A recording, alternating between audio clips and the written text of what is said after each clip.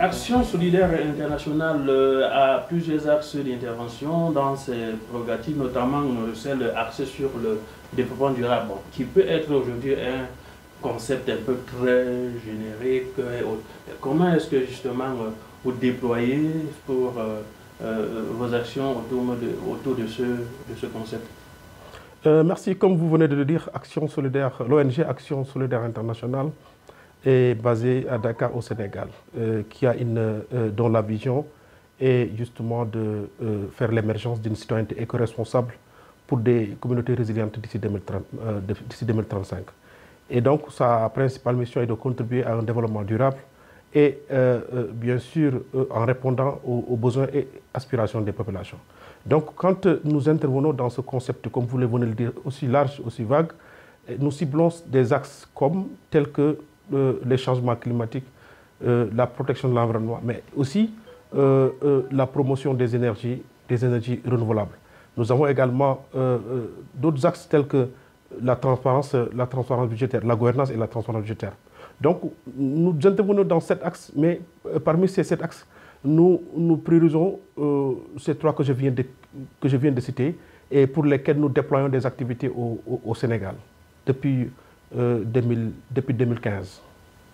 Et justement, parlons d'action sur les énergies. Alors, comment est-ce que, au niveau du Sénégal, vous évaluez les besoins d'accès des populations à l'énergie? Oui, comme vous le savez, le Sénégal est un pays quand même, à l'image bien sûr de certains pays, qui est dans une dynamique de développement du mix énergétique. Donc, à côté bien sûr de l'électricité, de l'énergie conventionnelle, l'État du Sénégal a su véritablement mixer, a su également intégrer d'autres énergies, telles que les énergies renouvelables, à travers la construction de centrales solaires et éoliennes. Alors, à partir de ce moment, nous avons déjà le taux de pénétration global de l'énergie au niveau national. Et donc, nous, à travers bien sûr des enquêtes que nous menons, nous arrivons très facilement à identifier les localités qui ne sont pas couvertes par cette électricité conventionnelle. Et Dieu sait, bien sûr, malgré les efforts qui sont consentis par le Sénégal pour permettre à ce que les citoyens puissent avoir accès à l'énergie, il se trouve qu'il y a beaucoup de localités, il y a également un nombre assez important de populations qui n'a pas encore accès à l'énergie. Et donc, à travers des enquêtes que nous menons, nous arrivons effectivement à cartographier et à les localiser. Donc voilà, en fait, et à partir de ce moment, nous essayons, bien sûr, d'interagir pour demander effectivement au gouvernement vraiment de faire tout, de continuer ses efforts pour doter justement ces communautés, ces localités des énergies également renouvelables. Mais également, à travers des collaborations que nous avons avec le secteur privé, nous arrivons aussi à faire parvenir, bien sûr, de l'électricité dans certaines localités, mais bien sûr de l'énergie renouvelable. Mais nous savons que le cœur de cible des ONG comme la vôtre, ce sont les populations défavorisées.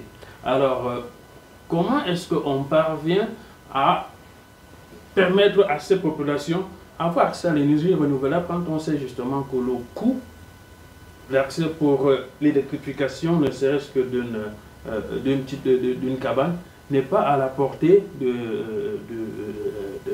d'un citoyen, je ne peux pas dire moyen, même déjà, c'est déjà un coût un peu élevé pour le citoyen moyen, d'un citoyen justement sans revenu. Alors voilà, il faut aussi noter que ces populations, ces citoyens dont vous parlez, ont accès à ces énergies renouvelables fondamentalement par 2 moyens.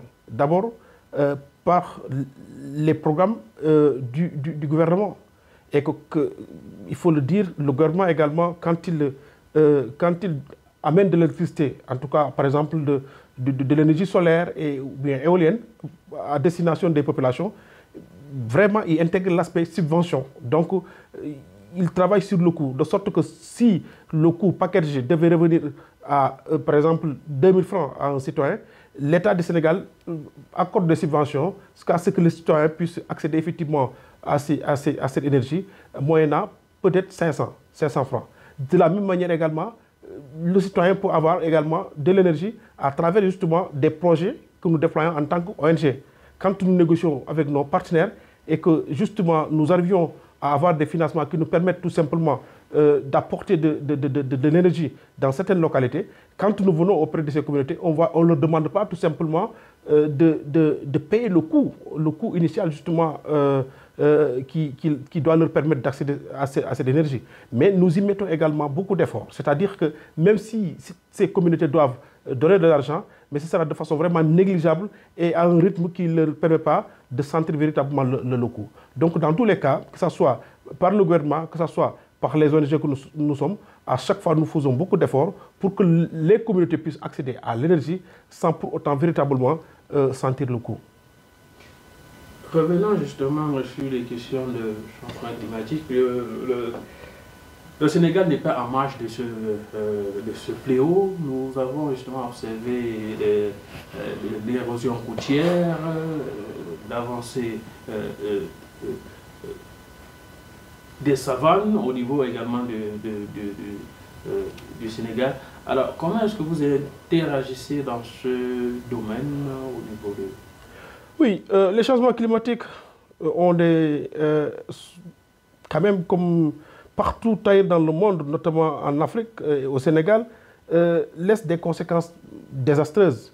Et quand nous prenons le Sénégal, il faut dire que ce qui a plus, peut-être ce qui caractérise beaucoup plus ces conséquences des changements climatiques, c'est cette érosion côtière qui aujourd'hui a véritablement poussé au déplacement des milliers et des milliers de personnes qui ont perdu leur maison, leur habitation, et donc du coup qui malheureusement vivent dans des situations extrêmement de proximité extrêmement difficiles.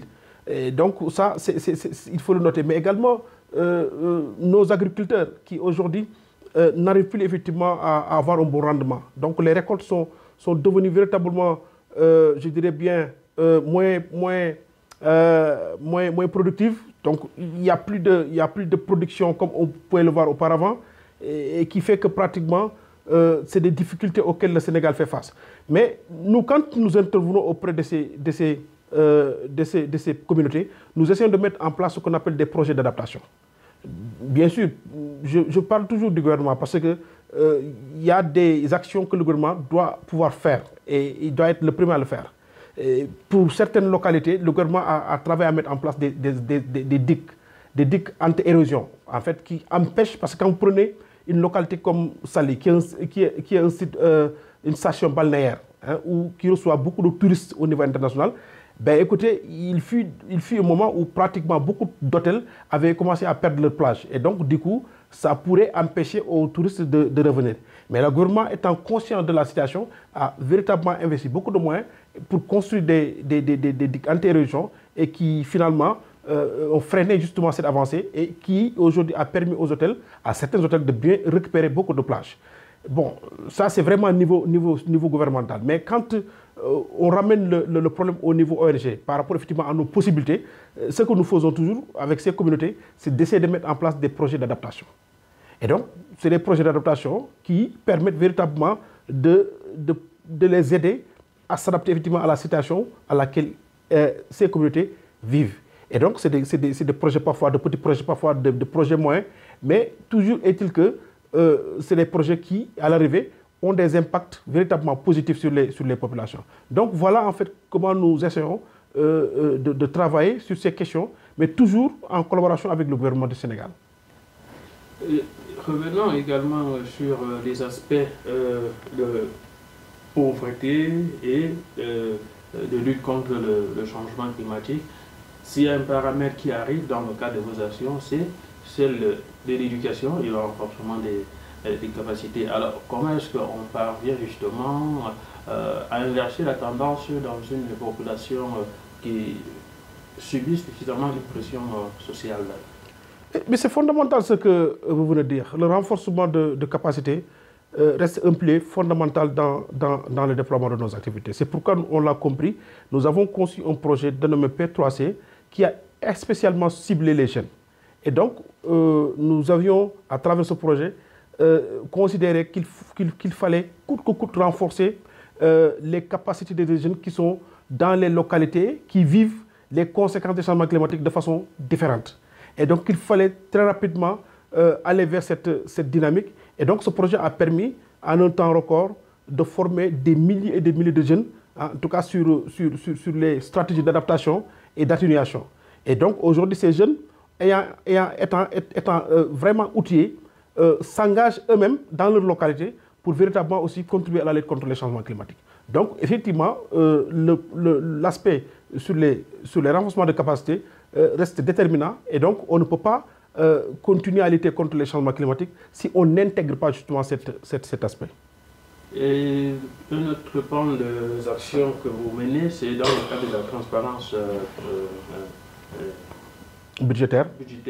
Alors, comment est-ce qu'on perçoit les actions de nos ONG spécifiques sur ces questions? Oui, c'est quand on parle de transparence budgétaire. Comme vous le savez, l'État du Sénégal reçoit des fonds. Il a également ses fonds propres. Il a son budget propre. Et donc, chaque année, le budget est voté et l'argent est distribué en fonction justement des secteurs. On dit que, par exemple, chaque année, l'État va financer dans tel secteur tant de milliards. Et donc, voilà les infrastructures qui sont prévues. Et donc, c'est un budget en tout cas qui est élaboré, qui est voté, qui est validé, et qui aujourd'hui doit prendre en compte tous les aspects sociaux, les aspects de base, les aspects économiques sociaux des populations. Maintenant, en tant qu'ONG travaillant dans ce domaine, ce que nous faisons d'abord, c'est de faire en sorte que le budget soit beaucoup plus lisible par le citoyen. Ce qu'on appelle le budget citoyen. Donc, du budget de l'État que nous considérons trop technique, nous travaillons à faire de ce budget un budget citoyen, un budget beaucoup plus simple, en tout cas pour le citoyen, où le citoyen effectivement est capable rapidement de lire et de comprendre. Maintenant, ensuite, nous faisons un travail de suivi. Parce que quand le gouvernement, dans ce budget, dit que dans la localité X, je vais construire 2 écoles, 2 lycées, et que les financements sont dégagés, nous, en tant qu'ONG, ce que nous faisons, c'est d'aller sur le terrain après pour faire le suivi. Voir exactement si est-ce que les infrastructures qui ont été annoncées dans le budget sont effectivement construites. Quelle est l'appréciation de ces citoyens pour lesquels ces infrastructures également sont construites. Donc, nous essayons vraiment de voir tout ça de sorte que nous poussons le gouvernement à être beaucoup plus, en tout cas pratique, mais également à être beaucoup plus efficace et efficiente. Donc c'est un travail de veille et d'alerte que nous faisons quand on parle de transparence et de suivi budgétaire. Et dans le cadre de la mutualisation justement des expériences que le domaine du changement climatique, du développement durable, alors quelles sont vos actions? Mutualisation, bon, il faut dire que aussi dans ce domaine, nous ne travaillons jamais seuls. Nous essayons toujours d'inviter, d'être beaucoup plus, le plus largement possible, inclusif. Donc nous essayons toujours de voir comment aussi collaborer avec d'autres organisations, d'autres entités. Et ça permet tout simplement d'avoir beaucoup plus de possibilités, beaucoup plus de marge de manœuvre et d'être beaucoup plus efficace sur le terrain. Donc, pour nous également, la mutualisation est une donnée fondamentale dans nos stratégies. Donc, on ne fait jamais quelque chose seul en tant qu'ONG, mais nous essayons à chaque fois, quand nous nous déployons sur le terrain, de voir à côté comment nous pourrons effectivement collaborer avec les autres acteurs pour que justement l'objectif qui est visé soit atteint, mais de la façon la plus efficace et efficiente.